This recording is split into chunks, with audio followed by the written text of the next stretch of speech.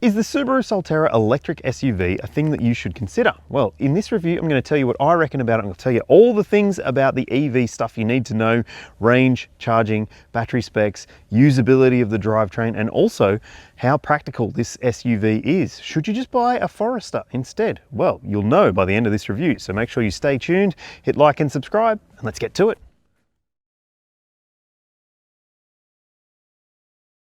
Okay, pricing could rule this SUV out for you before we even go any further. The entry-level version starts at $69,990 plus on-road costs. And if you want the higher grade version, which is this one here, then you're looking at 10% more, an extra $7,000. You do get a heap of features for your extra money, though. I'll tell you about them in a sec. But first, let's talk about the base grade at 70 grand plus on-road costs. You do get, well, plenty of features in it as well. Things like 18-inch alloy wheels, you've got LED lighting around the car, there's keyless entry, push button start, a 7-inch digital instrument cluster for the driver. You've also got a 12.3-inch touchscreen media system running some very Toyota looking software. There's a heap of features on the inside as well, with dual zone climate control, heated front seats and heated rear outboard seats as well. You get a slightly different interior trim though compared to the high grade version. And this is the high grade version with 20-inch wheels on the outside. It also gets a sunroof and it gets different interior seat trim, as I've mentioned. Plus on the inside, it's got fake leather trim to make it look and feel a little bit more special. Plus there's also driver's seat memory settings and mirror memory settings and a Harman Kardon sound system and electric passenger seat adjustment as well. So it does have a few extra features which might make it seem like better value to you. But hey, speaking of value, I've got a few more budget-friendly alternatives. There are plenty of SUVs that you might want to also consider if you aren't quite sure about the Subaru Solterra. Firstly, I would recommend you go and check out its mechanically related cousin or sister or brother or whatever it is. It's the Toyota BZ4X. I've done a full detailed review of that SUV and it's very, very similar to this in a lot of ways. Has a bit of a different value equation because it's got a base model front wheel drive version, which might actually suit your budget better. It just really depends on what kind of money you're playing with, but it's a really nice thing. Just like this. Another car that you really should check out if you're looking for a mid-sized SUV that's fully electric like this, well, the Tesla Model Y. Yeah, I know, everyone's got one it seems, but that's because it's really, really good. It's got excellent value for money. It's got heaps more practicality than any of the other EV SUVs in this segment because it's been designed, well, with practicality in mind, I reckon. So it could be the best alternative to this if you're not quite sure which EV SUV to buy, but there's one more that I think you should maybe wait for, the Kia EV5. Now, I haven't driven it yet at the time I'm filming this, but I will be driving it soon. So make sure you hit like and subscribe and ring the bell to keep up to date with all of my reviews because the Kia EV5 could be the most compelling alternative to this. It's going to be practical, it's going to be well priced, it's going to be pretty striking to look at, and have a pretty amazing interior. So I've done a preview review of it. You can check that out by hitting the link in the description or at the top of the screen there.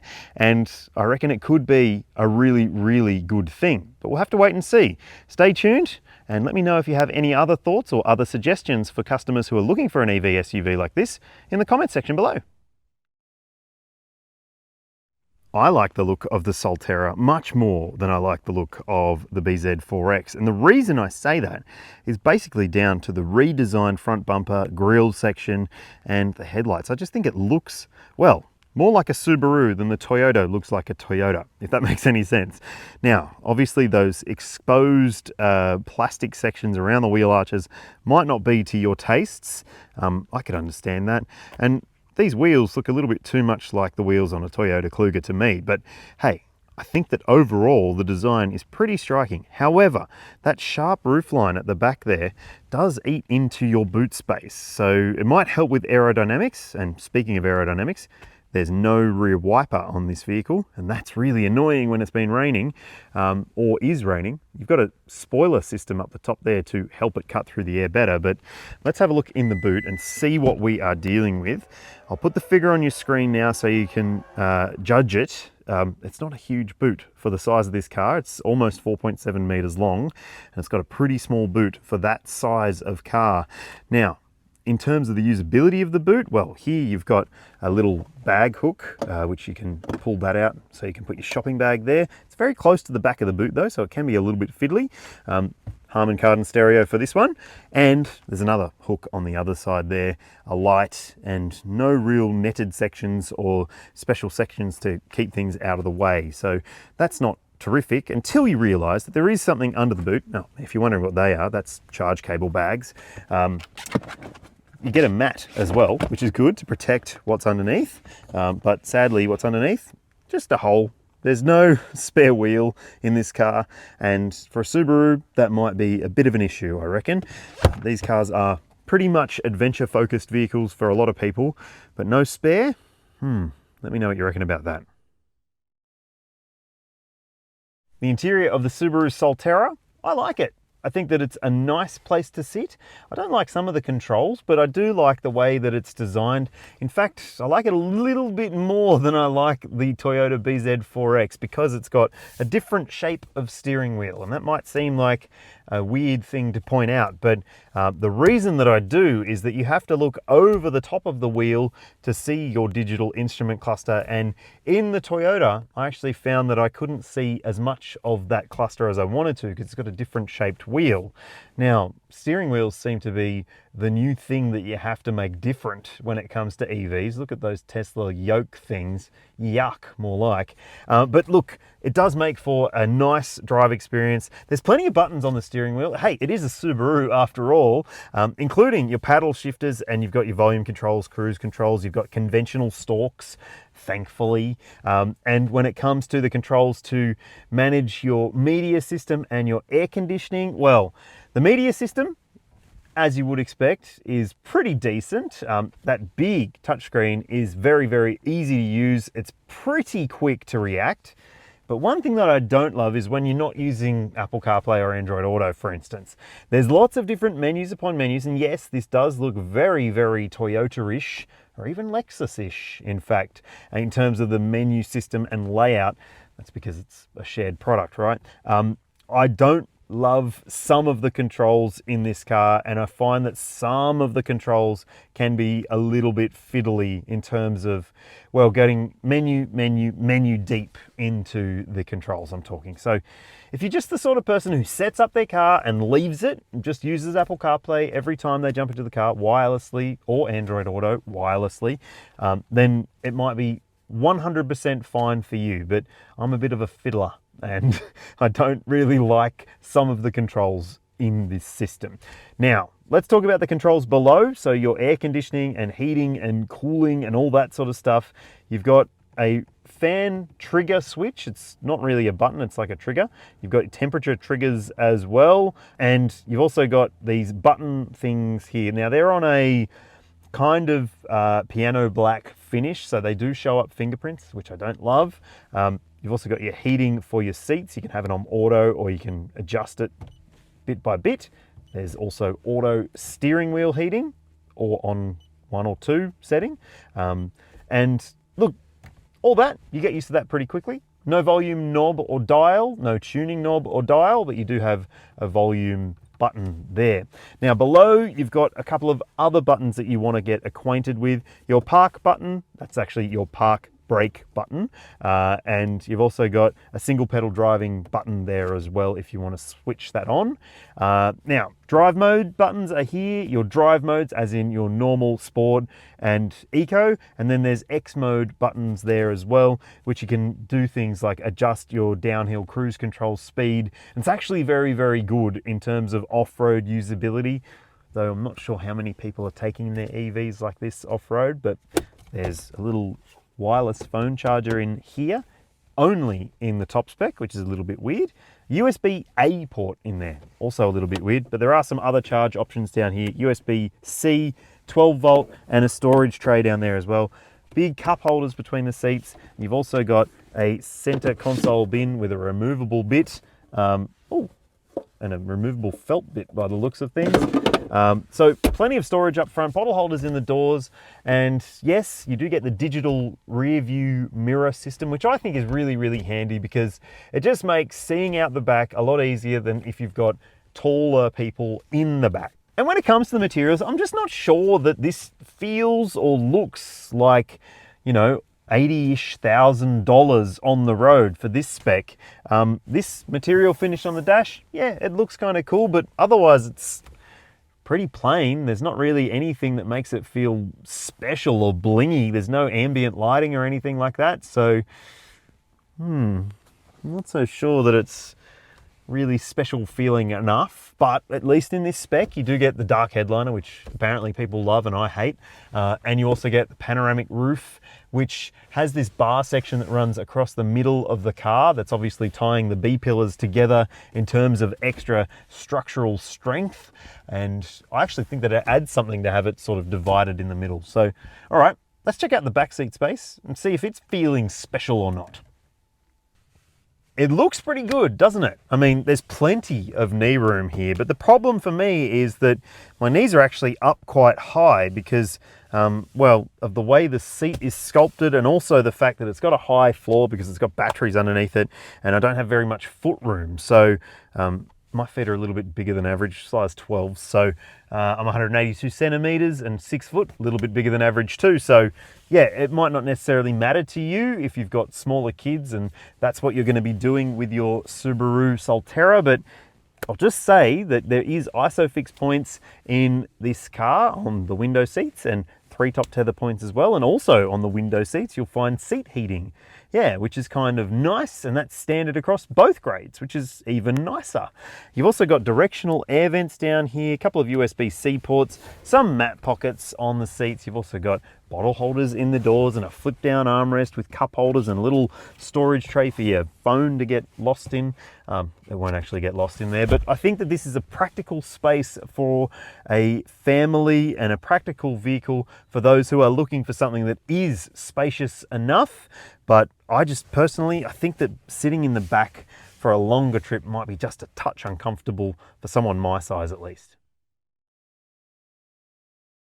It is a Subaru, so it comes with all-wheel drive as standard. And what that means is you've got an electric motor at the front axle and one at the rear axle, both of them outputting the same amount of power and torque. You'll see the combined figure on your screen now, and it drives through a single-speed transmission. And like I said, all-wheel drive. Those outputs are pretty competitive, not necessarily mind-blowing. It's not the fastest electric SUV on the market, but it's not trying to be.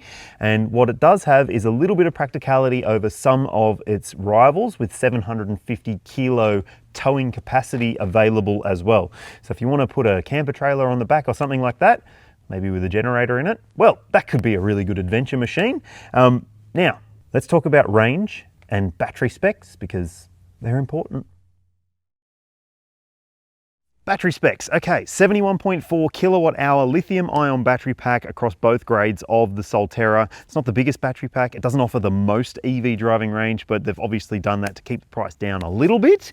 When it comes to the driving range, well, Subaru quotes the NEDC figure, which is much more lenient than WLTP numbers are, and that means the claimed range for this car is 485 Ks, which is unrealistic in my experience. Now, let's talk about charging. Your charger is here on the front passenger side quarter panel of the car. Yes, you've got AC charging, as you would expect, at a rate of 11 kilowatts. And if you want to charge up at 11 kilowatt rate, you'll need 3-phase power at home. And it should do 0 to 100% on 11 kilowatt power in about 6.5 hours. And yes, there is a DC fast charging option, as there should be, 150 kilowatt maximum DC charging rate, and a 10 to 80% charge time of about half an hour. So not necessarily setting any benchmarks and not necessarily pushing the boundaries, but it's probably usable enough for most people's needs in 2024. It's good. For the most part, it's good. There's nothing that really stands out as being spectacular about it, and that was a common sort of finding with the Toyota BZ4X that it shares a platform with. And I think that the thing that makes it maybe slightly better than the BZ4X in terms of the drive experience is the steering wheel. And that might seem like such a silly thing to point out, but it does. It makes a difference to be able to see the instrumentation in front of the driver, which in the BZ4X, I couldn't. So I find that this is just a slightly better experience in terms of what you get as a driver. Maybe it'll be different for different sizes of people that are different heights and need the steering wheel set at a different position or whatever. And I actually like the feel of this steering wheel. It's got a kind of a weird shape to it, but it's also got, yeah, decent steering. It's got a nice weightiness to the steering. So when you do go through a few different cornering sections, it's got plenty of weight to the steering when you are changing direction. And there's also pretty good balance to the car through corners. It doesn't feel like it's necessarily a corner carving monster. It does feel a little bit heavy as well because it is an EV and it is a bit heavy. But I think that for most people's needs in day-to-day driving, you're not going to really be throwing it through corners like I am right now. You're just going to be driving it to the shops, to work, to daycare, to school, whatever it may be, and even the occasional longer distance trip, and you'll find that it's very comfortable. And I have as well. I don't think that there's necessarily anything that makes me say, well, don't buy it because of this when it comes to the drive experience. But I will say though, I'm just about to get to that bumpy street, that maybe the ride on the 20-inch wheels could be just a bit better. It is a little bit lumpy and bumpy, as you'll see in a sec. You do tend to feel the road surface coming through into the cabin a little bit, particularly at lower speeds. So yeah, you can sort of see that the car's falling into lumps and bumps a little bit more than you might want it to, especially more than a Forester would, for instance. But for the most part, I think this car does what it's supposed to do, and that is to be an approachable point for people who are looking for a Subaru and they want an electric vehicle. And look, there might be more affordable electric Subarus in the future. In fact, there's almost certain to be. And there might be even bigger, more expensive ones too. So look, it's a good starting point, I would say. It's not brilliant, but it's fairly good in a lot of ways.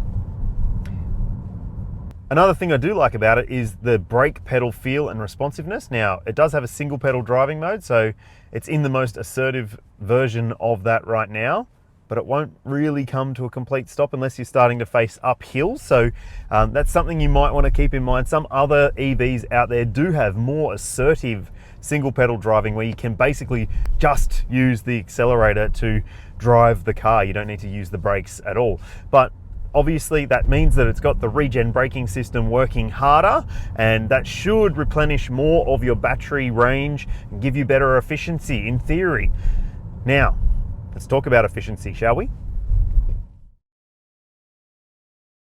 Okay, when it comes to efficiency, strangely enough, Subaru doesn't necessarily follow the same path that others do in terms of stating the WLTP rated efficiency.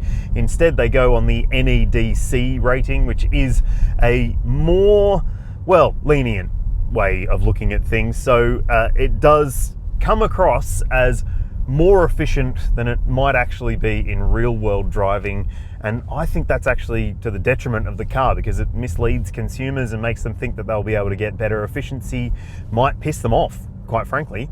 And so I also maybe found some calculations out there that might give you a better idea of what you should be able to achieve across a mix of driving for a WLTP equivalent. And you'll see them on your screen now. And look, I think that because it's all-wheel drive across both grades, you've sort of got to expect similar efficiency figures. You might get slightly better in the base model with the different tyre and wheel package.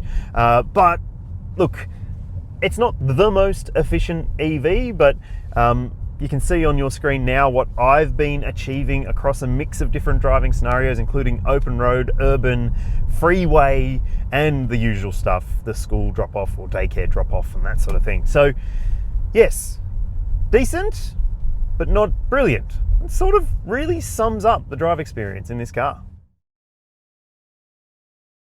The Solterra comes with a 5-star ANCAP safety rating, and that's based on 2022 testing. And that means that it comes with heaps of standard safety technology and equipment fitted to this vehicle, including autonomous emergency braking with pedestrian and cyclist detection. There's also an adaptive cruise control feature on all grades, plus blind spot monitoring and rear cross traffic alert, lane keeping assistance, and there's a speed sign recognition system. Thankfully, it doesn't beep and bong at you like some other cars do.